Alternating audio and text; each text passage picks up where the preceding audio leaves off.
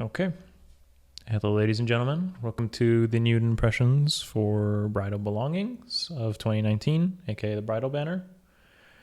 As most special hero banners tend to be, we're going to get, usually, we get new unit types or brand new skills, and they are seasonal and they last a long time. So we're going to look through all these units and explain what every single unit might bring to the table. Of course, we don't know the stats. We'll cover the stats tomorrow.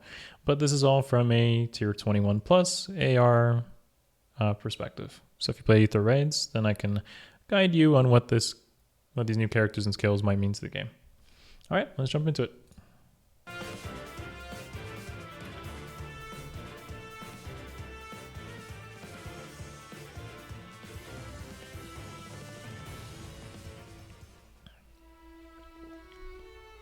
The lint on my outfit is none of your concern.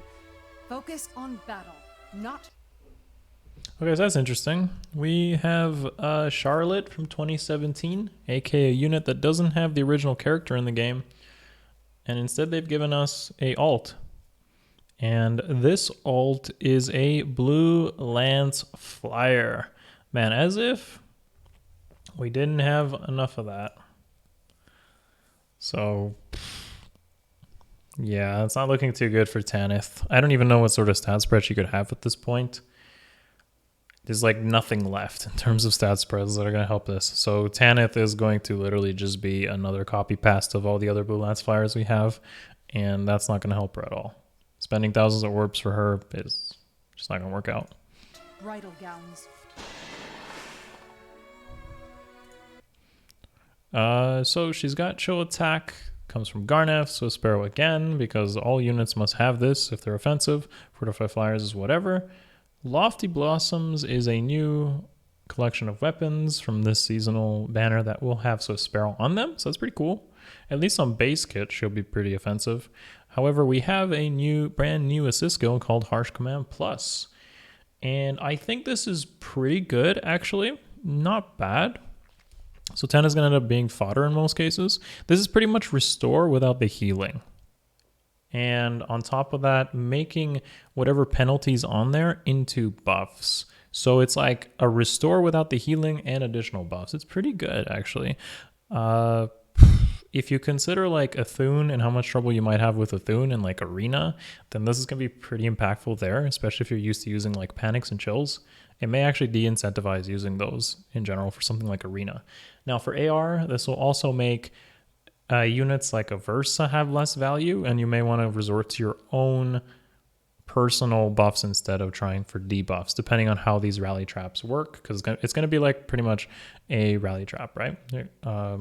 You're going to want to maybe not debuff every single unit that you run into, because Harsh Command can put your debuffs into advantages for the enemy team. So again, could work against you if you find it on the right team comps that may use this type of stuff.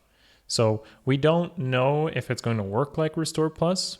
I don't think it will, because healers tend to have different types of AI interactions, but Harsh Command Plus is definitely a pretty good skill and has some places in a lot of the game. Everything else about Tanith is pretty disappointing. I don't really think that weapon is going to get you any real value, because the White Wings, Katria, and Est are just straight up better, because they have pretty much a better weapon if you run flyer teams, whether that's on defense or offense or AR.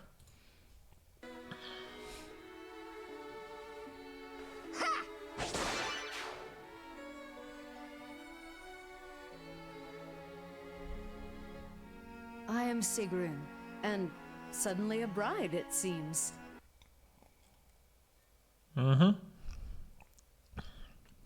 Now, I'm gonna say that the red sword flyer kind of like niche is not as common as the blue lance flyer, so there's definitely room for Sigrun to have a place.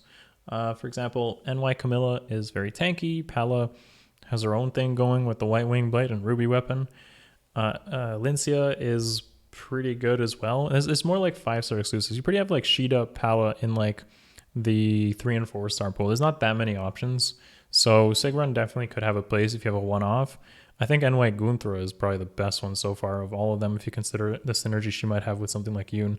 So I don't really think Sigrun is going to be amazing, but at least she'll be better off than Tanith as a unit herself.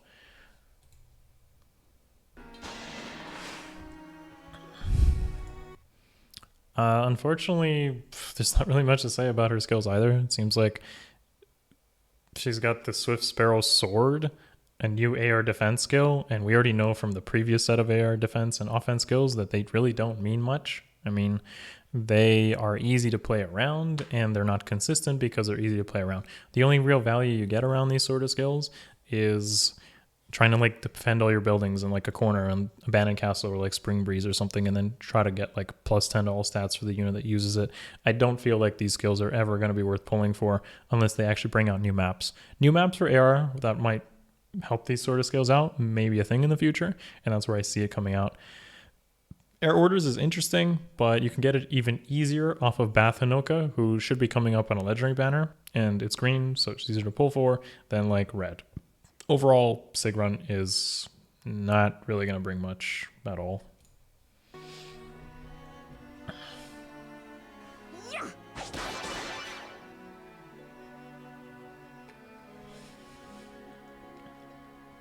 Well then, I mustn't leave my lovely bride waiting. Sorry, Pent. There's like nothing that is going to make you more usable than Reinhardt. There's like nobody can compete with Reinhardt right now. It's literally that. When it comes to offensive Blue Mage Cavaliers, there is no single unit that is going to be better than Reinhardt at this time. It just won't happen because Dire Thunder is that powerful, and nothing really competes that unless they release a unit that just has a better Dire Thunder. That's really what it is. So Pent is not going to be in a good place. However, I guess he could be like an enemy phase Blue Mage or something if he had to go like a good defense or res stat. But if you actually took a second to look at Reinhardt's defensive spread, Reinhardt himself can do it. So it's kind of in a bad place for any Blue Mage Cav that gets released right now. And therefore, Pent is going to probably be a very big disappointment. Yeah, I mean, there are some like Ursula who has a good res stat, La Rochelle who could also have some pretty decent mixed bulk and offensive stats if you consider like Evaldi giving defense 3. So there's already some pretty decent options besides Reinhardt if you were to use it, and that makes Pent being a 5-star exclusive not really appealing like at all. Consider that he does have the Swift Sparrow Tome, I guess, but if you also think about Evaldi, which has 3 attack and speed, and Reinhardt just having a Brave effect, there's not really much that weapon is going to do to make him compete. However, he does come with some pretty good fodder. Rally Up attack is desirable, dull range is fine, and Pulse Smoke is a brand new skill, which is actually pretty good as well, and it has some implications on AR offense because what you're pretty much doing here is giving anyone the effect of like Witchy Wand. Not resetting, you're not applying guard, and you're not really resetting their cooldown, but you're increasing it. So this is very good against pretty much infantry pulse teams, and especially those that might be ranged tanks. So if you've been using maybe like Bathcam or Air like I do, for instance, or maybe like a tank that also has some range that could just go up in there. Like melee units can do it too, but if a team isn't properly spread out, you can pretty much shut down a whole infantry pulse team just by giving them pulse smoke. You can just give this to whoever and throw them into the middle of an infantry pulse team. If they have some decent res and defense, they're going to be able to pretty much shut down the whole team because infantry pulse teams rely on cooldowns to do a lot of damage. It hits the target itself and the ones around it within 2 spaces. So if you're gonna be running infantry pulse teams, you pretty much have to split them up, or you're susceptible to getting wrecked by pulse smoke. It is likely even better than attack smoke. Now I want to give a really big shout out to tanks. Dagger tanks that can use Smoke Dagger. Smoke Dagger got a little bit better because of Pulse Smoke. So usually a tank would use Attack Smoke in the C slot, and now that Pulse Smoke is a thing, you pretty much should just use Smoke Dagger so you can get all your debuffs from one dagger instead. So instead of like Barb Shuriken Noontime, which is what I tended to use, if you have Pulse Smoke on a tank, then Smoke Dagger is going to be the ideal dagger to use, even though it's -6 rather than -7. Of course, you could use Attack Smoke in the seal, but yeah, you probably, it depends on what you use. Like IO Shield is ideal for flyers in the seal, and if you're not using a flyer that's ranged, then you may want to opt for something more bulky like Distant Defense or Fear Stance or something like that. But yeah, Smoke Dagger got a little bit better due to Pulse Smoke, because then you can apply all debuffs that way.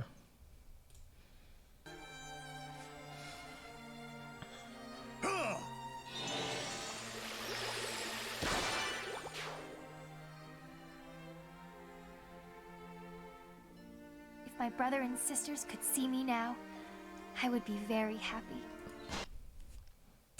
Okay, Fjorm. So, I mean, I knew back when like Halloween Mio was released that they were gonna go a long way with flying healers. I knew that as soon as you looked at Halloween Mia stat spread not being offensively good, that they were gonna come out with Halloween Sakura and now Fjorm, because they were pretty much just setting that up. They were like, oh, Halloween Mia is the first of a unit movement class type, and here's just better healers. It really is just that, flying healers specifically, of course. So Halloween Sakura already pretty much made Halloween Mia better, and I totally expect Fjorm to actually just be better than Halloween Sakura at this point. It just gets better from that point, right?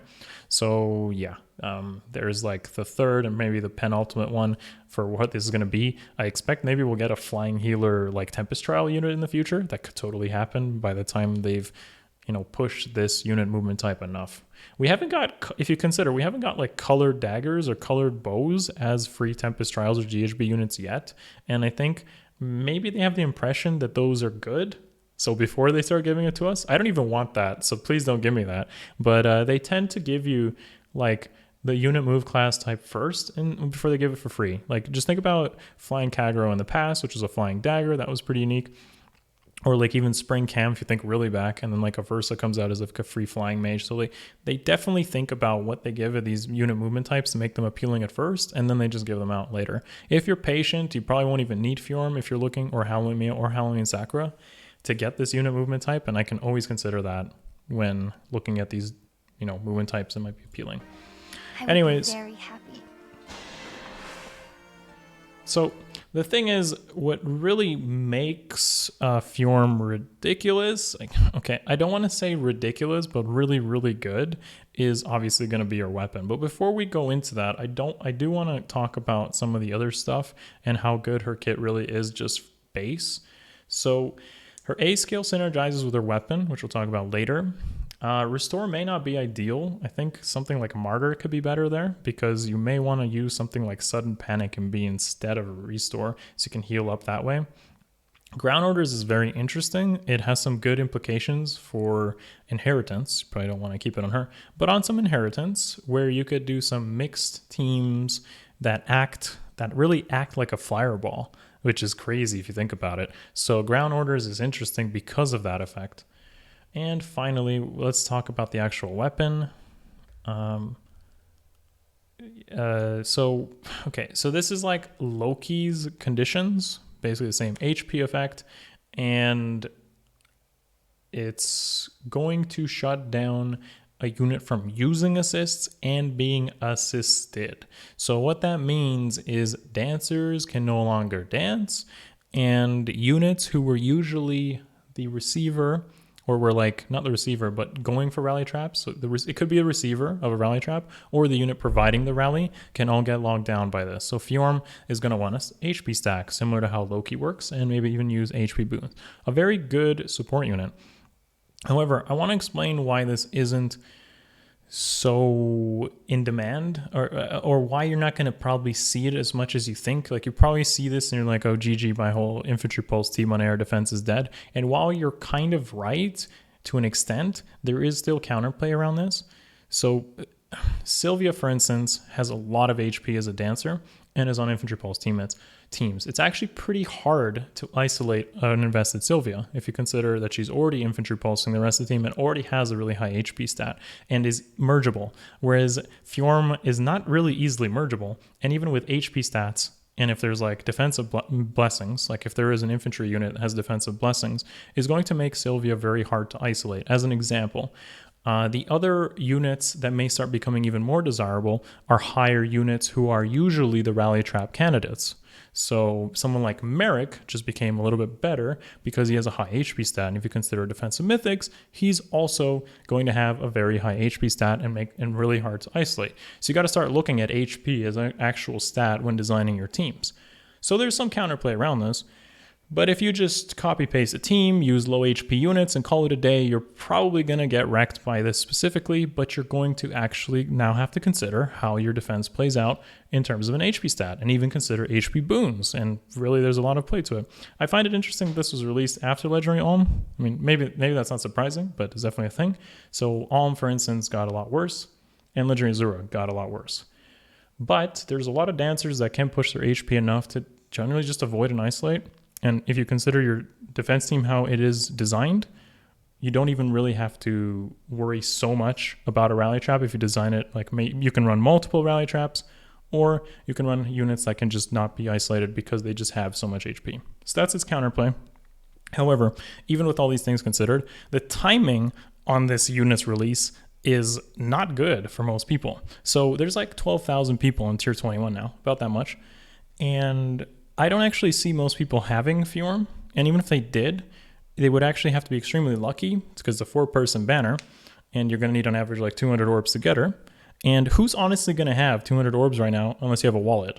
Like, Legendary Alm just came out, Fallen Heroes just came out, and the Astra Mythic is coming, okay? No one just has about 200 orbs to spare. It's just not a thing, especially 12,000 people. You're probably going to see Fjorm very commonly up in like top 1k. That's rarely we're going to see. So if you're pushing AR up to tier 27, that is where she's going to be more common. She's a seasonal unit. It's not an available unit. It's not like an inheritable weapon. In the future, we might get more stuff that has isolate, and that's when it'll become more problematic. But for the time being, I don't actually see Fjorm being that common. On top of that, since the Astra Mythic is coming, and if people have one of this, you're probably going to see her only one of 2 seasons. Like, okay, not see her 1 or 2 seasons, but people got to choose whether you're going to Astra Bless or Light Bless her to optimally use her for score. And on top of that, she's taking the support role from a team. Like 2 airs, a bonus unit, maybe your tank, and then Fjorm here. So you just missed it. You missed out on using either a Versa or Corrin or Kaden or a Dancer. And that's kind of important. So Fjorm is competing with a crucial team slot. Yes, she'll counter Infantry Pulse teams, but you're taking away a crucial team slot to use her that way. So yeah, there's a lot of reasons why this may not be as game-breaking as most people think it is, because realistically, team slot, pretty rare, no one has orbs, and there's 12,000 people in tier 21. If you don't push, you're not going to see this often. I really don't think so. It's not that common. It's not going to be at least until Legendary Banner or the reruns. What we should be concerned about is possible isolation skills in the future that become more available. But otherwise, there's a lot of reasons why this won't work out if you just think ahead and plan.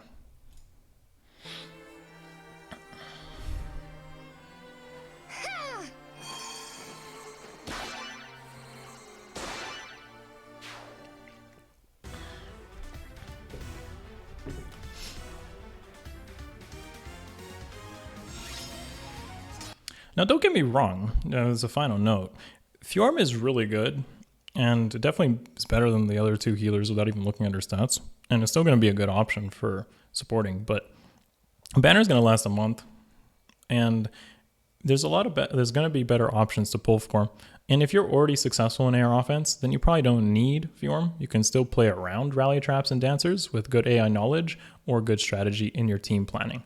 That's what I got to say. If you just get better at the game, you don't need Fjorm. I've been playing without Fjorm to get through 27, and I am free to play. So, you don't see this unit and think, oh man, I need it because I can't achieve my goals. No, you just need to get better at the game and strategically plan out how you want to get that rank, if you care about it. I mean, that's really what it is. Spending orbs isn't always your solution. Just getting better could actually be the solution. Either way, if you need some more help, like the Discord is always there. You can always ask questions there. There's a lot of game knowledge and stuff to share and pass around. So if you feel like you're not performing, hit up the Discord. It's a good library of resources, and I'm there all the time to be answering questions anyways. So, just get better at the game, and Fjorm isn't your solution to dancers. Just knowing how dancers function is your solution. Anyways, that's all I'm going to really say about Fjorm for now until we see some stats and compare tomorrow. Now, what I am actually excited about is Luis here. I think what's really funny, though, is Luis and Reinhardt mimicking... Luis and Pent mimicking Reinhardt and Lin because they're exactly the same movement and role types. The calves, blue tome, and bow. That's actually funny. I wonder if that was intentional or not. I don't know. Either way, I don't have Bravelyn, so having a free Luis is actually incredibly important to me because hit and run is a strategy that you can use in AR offense. You can actually successfully hit and run, and with 2 dancers, even 1 sometimes, just get out of range of a lot of units. You like Brave Bow, shoot them, and get out of range of a dance follow-up. That's, like I said, going back to AI knowledge, this is actually a good strategy because it's something like a Brave Bow Cav unit can clean up really well. This is why Bravelyn and Reinhardt are still actually good strategies in AR because you can make these plays. However, of course, if you don't understand AI knowledge, then you'll probably get caught. But anyways, I don't have Bravelyn, so Luis is a really good free unit for me because now I can implement that strat depending on how her stat spread is and what sort of fodder she might have. That's actually exciting for me. So from this whole banner, the most coolest thing to come out for me is definitely going to be the free bow calf because I don't have Bravelyn. Most people do, and I recommend you take a second look at her into one of your strategies. Anyways, as always, the banner lasts a whole month, so since it's overlapping with the Astro Mythic, probably new heroes in June, and it maybe even has a preview of the banner to come in June, whatever the special heroes there might be, which may be starting summer or something. You have a long time to decide and wait, and you likely don't need these units right away, so patience does pay off. And like I said, I don't expect to see Fjorm that often, and you as a player don't need Fjorm to perform. Like, I'm really confident in your skill. You don't need Fjorm. Don't think you do. That's really all I'm going to say. Tomorrow we'll look at the mathematics on pull rates. Blue has some good odds here. Colorless is okay, and red is big stinky. So yeah, also look at the stats. I'm really fingers crossed Luis ends up being pretty good. And that's about it. So if you liked the video, give it a thumbs up. Let me know in the comments below what you think of these units. Is there any fan favorites for you here? I actually like Luis. That's my favorite one here. I like Fjorm a lot too, but Luis a little bit better. So that's my fan favorite of this group. And yeah, sub to the channel if you haven't already. I'll see you guys in tomorrow's video. Okay. Peace.